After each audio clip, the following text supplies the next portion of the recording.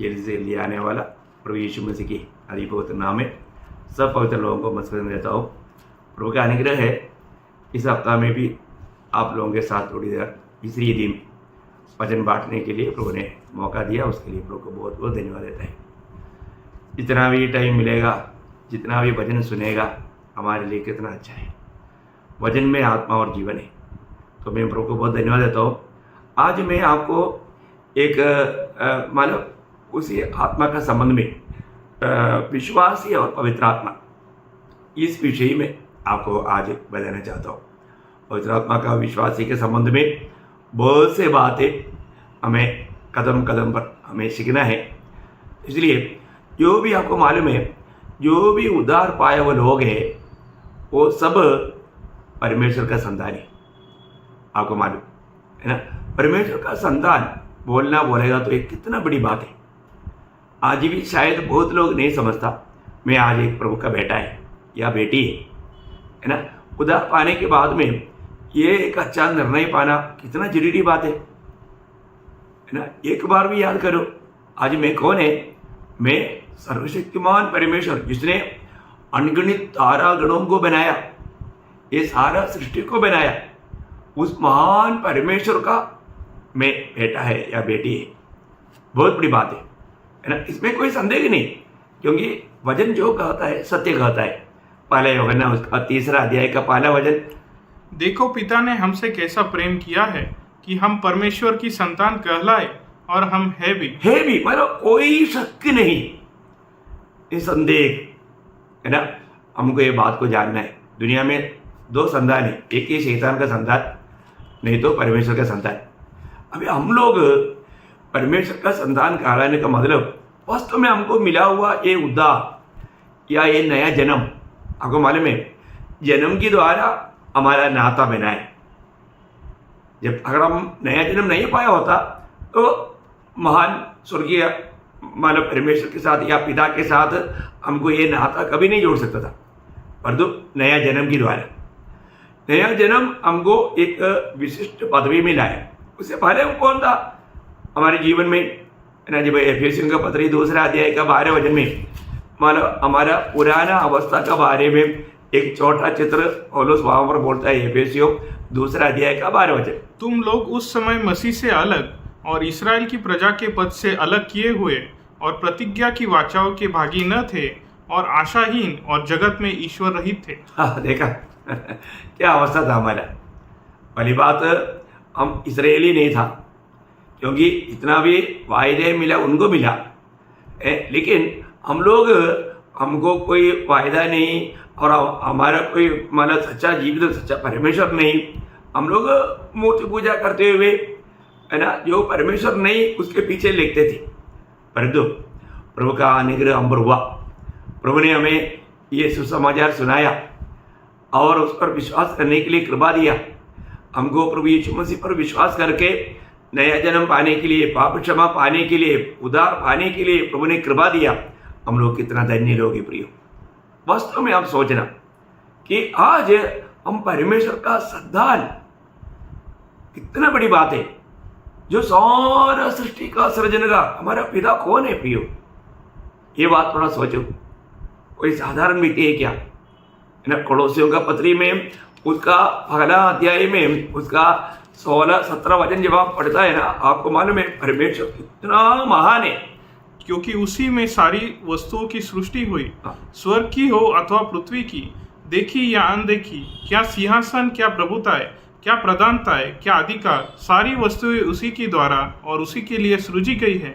वही सब वस्तुओं में प्रथम है और सब वस्तुएं उसी में स्थिर रहती है। हो, कितना बड़ी बात है ना। तो मतलब परमेश्वर वो कितना महान है करके हम लोग अपना मानव बुद्धि में समझना असंभव है। इतना महान बात है प्रियो, है ना। इतना महान परमेश्वर, अनगिनत तारा गण है, उसको सबको नाम लेकर पुकारने वाला परमेश्वर। आप सोचो, है प्रभु हरेक को नाम दिया हुआ है, नाम लेकर पुकारता है। और इब्रानियों पहले अध्याय का 3 वचन में लिखा है कि वो अपने वचन की सामर्थ्य से उसको सबको संभालता है ना। कितना महान परमेश्वर, उसका वचन का सामर्थ्य कितना, है ना, उसका इब्रानियों 1:3, वो उसकी महिमा का प्रकाश वो उसकी महिमा का प्रकाश और उसके तत्व की छाप है, हाँ। और सब वस्तुओं को अपनी सामर्थ के वचन से संभालता है। सब वस्तुओं को अपनी सामर्थ्य की वजह से संभालता है। कितना महान परमेश्वर है।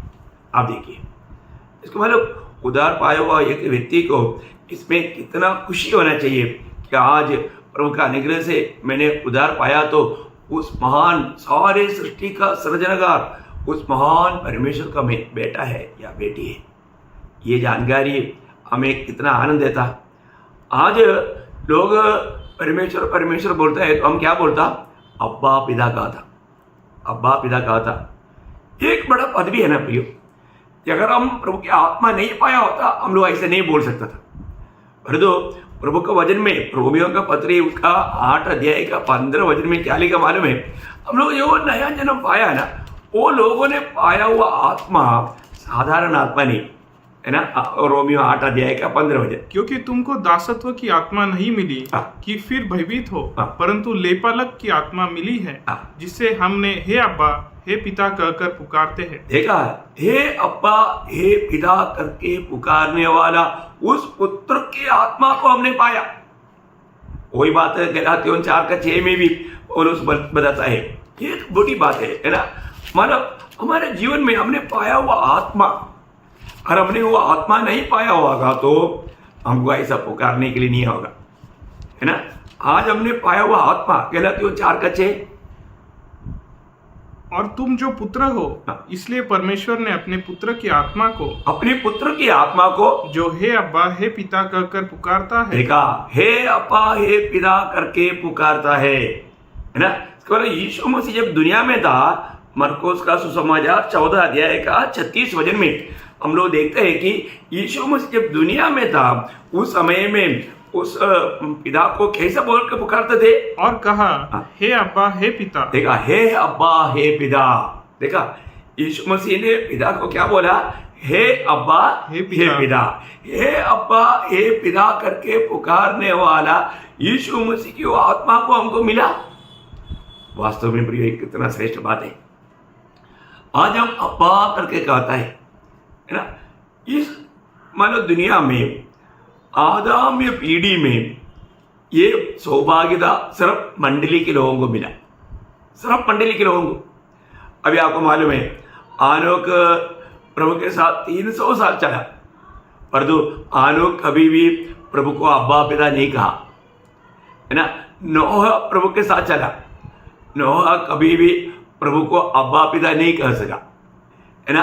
अब्राहम प्रभु का मित्र कहलाया गया, लेकिन अब्राहम को भी महान परमेश्वर को अब्बा पिता कहने के लिए मौका नहीं मिला, है ना। मतलब मोशा प्रभु के सारे घराने में विश्वास योग्य दास है, तभी भी मोशे को भी ऐसा पुकारने के लिए अनुग्रह नहीं मिला। दावीद परमेश्वर का दिल का जैसा दावीद है, लेकिन दावीद भी प्रभु को अब्बा पिता नहीं कर पाया, है ना। मतलब बपतिस्मा देने वाला यूहन्ना, है ना, मतलब सारे परिशुद्धताओं में सबसे श्रेष्ठ है, स्त्री से जन्मा हुआ, उसमें यूहन्ना से बढ़कर कोई नहीं करके गवाही पाया हुआ यूहन्ना परमेश्वर को अब्बा पिता नहीं कर पाया। परंतु प्रियो, हम लोगों को जो मिला हुआ सौभाग्यता कितना श्रेष्ठ है, हम लोग उसको बयान नहीं कर सकता। इतना बड़ा पदवी प्रभु ने हमें दिया। इसका मतलब हमारे जीवन में मंडली सबसे श्रेष्ठ है। आपको मालूम है, मतलब प्रभु ने हमसे इतना बड़ा प्रेम किया, कितना बड़ा प्रेम किया।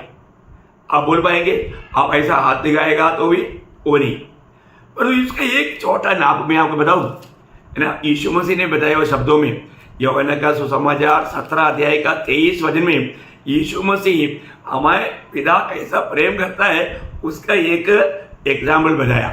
मैं उनमें और तू मुझ में, कि वे सिद्ध होकर एक हो जाए, और संसार जाने कि तू ही ने मुझे भेजा, और जैसे तूने मुझसे प्रेम रखा, जैसे तूने मुझसे प्रेम रखा, वैसे ही उनसे प्रेम रखा। देखा, इसका मतलब कितना प्रेम करता। जो पिता अपना एकलौता पुत्र से प्रेम करता, वही से हमसे प्रेम करता। यो आप देखो प्रियो, वास्तव में इतना बड़ा प्रेम करने वाला वो स्वर्गीय पिता की इच्छा में चलने के लिए हमको कितना खुशी होना चाहिए, है ना। आज हम कौन है, हमको मिला हुआ ये पदवी कितना श्रेष्ठ है, ये बात को जानना बहुत बड़ी बात है।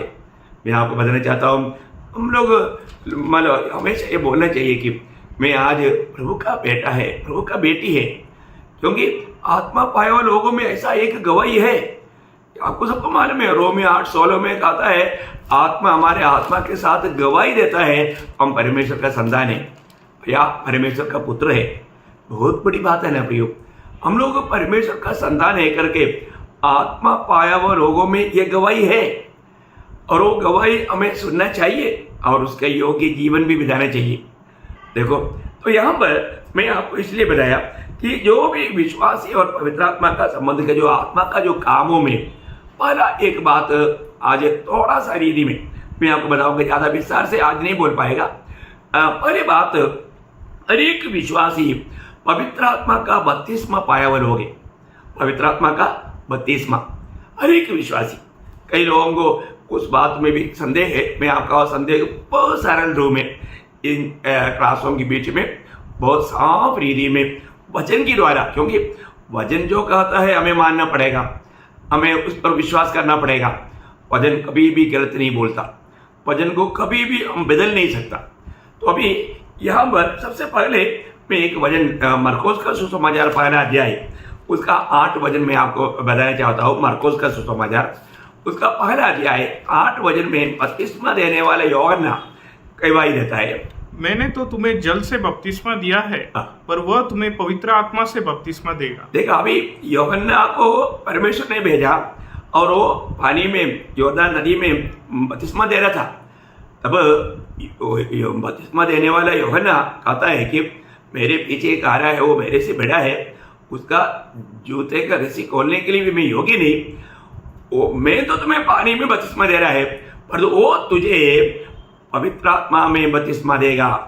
देखा है ना, पवित्र आत्मा का बपतिस्मा का बारे में यूहन्ना ने यहाँ पर बताया। अभी वो बात यीशु मसीह ने बताया। यीशु मसीह ने मतलब प्रेरितों का काम उसका पहला अध्याय का 5 वचन में यीशु मसीह जी उठने के बाद जैतून पहाड़ पर अपने चेलों को लेकर जाने के बाद में प्रभु स्वर्गारोहण करने से थोड़ी देर पहले प्रभु ने अपने चेलों से कहा, प्रेरितों का काम पहला अध्याय का 5 वचन, क्योंकि यूहन्ना ने तो पानी में बपतिस्मा दिया है, परंतु थोड़े दिनों के बाद तुम पवित्र आत्मा से बपतिस्मा पाओगे। देखा, अभी ये शब्द कौन बोला? प्रभु यीशु मसीह ने बोला। इसका मतलब प्रभु के लोगों के लिए एक बपतिस्मा, कौन सा? पवित्र आत्मा का बपतिस्मा। कितना अनोखी बात है। पवित्र आत्मा का बपतिस्मा यीशु मसीह ने बताया, और वो बताया वो बात हम लोग देखते हैं कि पेंतकोस्त के दिन में वो काम पूरा हुआ। क्योंकि जब प्रेरितों का काम दूसरा अध्याय उसका जब हम 1 से 4 तक जब हम बढ़ता है, जब पेंतिकोस्त का दिन आया तो वे सब एक जगह इकट्ठे थे। एकाएक आकाश से बड़ी आंधी की सी सनसनाहट का शब्द हुआ, और उससे सारा घर जहाँ वे बैठे थे गूंज गया, और उन्हें आग की सी जीभें फटती हुई दिखाई दी, और उनमें से हर एक पर 8 ठहरी। वे सब पवित्र आत्मा से भर गए, और जिस प्रकार आत्मा ने उन्हें बोलने की सामर्थ दी, वे अन्य अन्य भाषा बोलने लगे। देखिए, यहाँ पर पवित्र आत्मा का बपतिस्मा हुआ करके वो शब्द नहीं आया है, तो भी हम जान सकता है वहां पर जो हुआ है वो पवित्र आत्मा का बपतिस्मा था।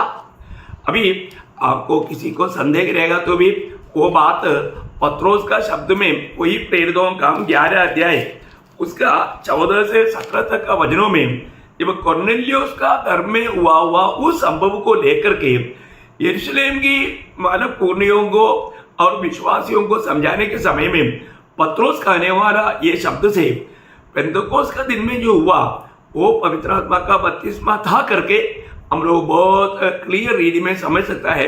प्रेरितों का उसका 11 अध्याय उसका 14 से 17 वचन। वह तुमसे ऐसी बातें कहेगा जिनके द्वारा तू और तेरा सारा घराना उद्धार पाएगा। जब मैं बातें करने लगा तो पवित्र आत्मा उन पर उसी रीति से उतरा जिस रीति से आरंभ में हम पर उतरा था। तब मुझे प्रभु का वो वचन स्मरण आया। देखा, तब मुझे प्रभु जाने से पहले जो कहा हुआ वचन याद आया। जो उसने कहा था, हाँ। यूहन्ना ने तो पानी से बपतिस्मा दिया, हाँ। परंतु तुम पवित्र आत्मा से बपतिस्मा पाओगे। हाँ। अतः जब परमेश्वर ने उन्हें भी हाँ। वही दान दिया हाँ। जो हमें प्रभु यीशु मसीह पर विश्वास करने से मिला था। देखा, अभी हमको प्रभु यीशु पर विश्वास करने से पवित्र आत्मा का बपतिस्मा मिला। उस पेंतुकोस्त का दिन की बात को लेकर के, उसी दिन की बात को लेकर के, मतलब कुरनेलियुस का घर में जो हुआ वैसा ही हुआ करके यहाँ पर पत्रोस गवाही दे रहा है। इसका मतलब पेंतुकोस्त के दिन में क्या हुआ था? पवित्र आत्मा का बपतिस्मा हुआ था। अभी कुरनेलियुस के घर में भी क्या हुआ?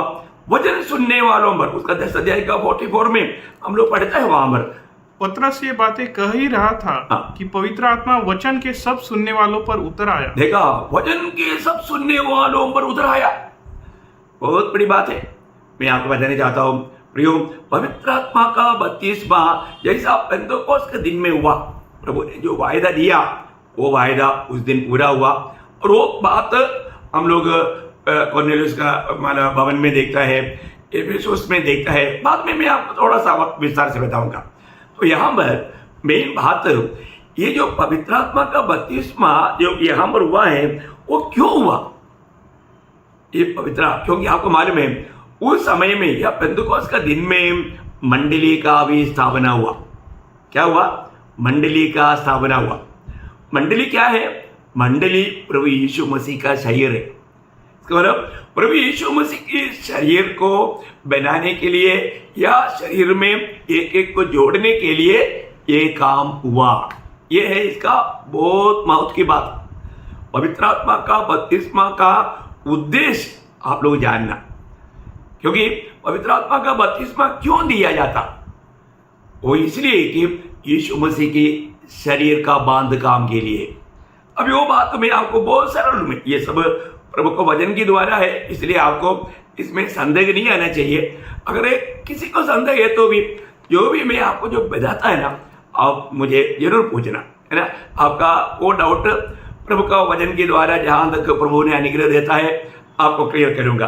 पहला कुरिन्थी 12 अध्याय का 13 वचन में मतलब प्रेषित पौलुस पवित्र आत्मा का बपतिस्मा क्यों दिया जाता है उसको बहुत सुंदर रीति में बताया है। क्योंकि हम सब ने, क्या यहूदी हो क्या यूनानी, क्या दास हो क्या स्वतंत्र, एक ही आत्मा के द्वारा एक देह होने के लिए, एक ही आत्मा के द्वारा एक देह होने के लिए बपतिस्मा लिया।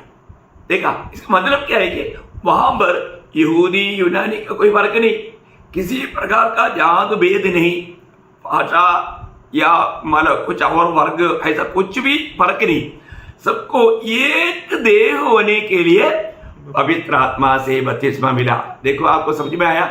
इसका मतलब आज भी जो लोग, आपको मालूम है मंडली प्रभु का है।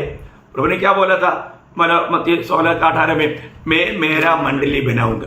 मतलब मंडली प्रभु का है, मंडली बनाने वाला प्रभु है। और जो मंडली में जोड़ा जाने वाला लोग कौन है? जो लोग उधार पाते। देखिए, जब तक एक व्यक्ति का उद्धार नहीं होता या नया जन्म नहीं होता, तब तक वो मंडली में जोड़ा नहीं जाता। मंडली में जोड़ने वाला प्रभु यीशु मसीह है, ये कोई व्यक्ति नहीं, है ना, कोई भी व्यक्ति नहीं, है ना। वो बात प्रेरितों का हम दूसरा अध्याय का 47 वचन की आखिरी भाग में जब हम पढ़ता है, प्रभु उद्धार पाने वालों को मंडली में मिलाते थे। क्या पढ़ता? और जो उद्धार पाते थे हाँ। उनको प्रभु प्रतिदिन उनमें मिला देता था। देखा, प्रतिदिन प्रभु मिलाते थे। इसका मतलब प्रभु का कार्य है। प्रभु कैसा मिलाता है? मंडली में। मंडली बोलेगा तो क्या है? प्रभु का शरीर, प्रभु का मार्मिक शरीर। प्रभु का मार्मिक शरीर के साथ जोड़ने के लिए प्रभु ने क्या देता? बपतिस्मा देता। प्रियो, ये बात सिर्फ मंडली के लिए है। आपको मालूम है, ये जो पवित्र आत्मा का बपतिस्मा और किसी समय में किसी को मिला नहीं।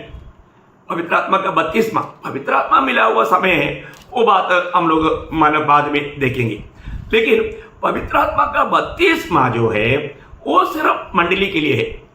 ये पेंतुकोस्त का दिन से लेकर के प्रभु का गुप्त आगमन में मंडली उड़ा ले जाने तक समय जो भी उद्धार पाएगा उनको प्रभु मंडली में मिलाने के लिए प्रभु देने वाले एक बात है, पवित्र आत्मा का बपतिस्मा।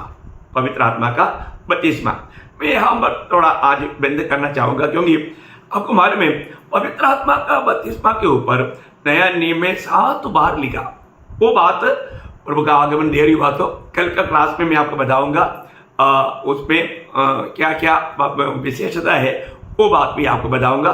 प्रभु इतना जानना, आप प्रभु का बेटा बेटी है, आपको अब्बा पिता कहने के लिए पुत्र तो की आत्मा मिला है, और आपको जो भी ये उद्धार पाया हुए लोग पवित्र आत्मा का बपतिस्मा पाया हुए लोग है, क्योंकि प्रभु ने प्रभु की मंडली में आपको जोड़ने के लिए प्रभु ने आपको पवित्र आत्मा का बपतिस्मा दिया।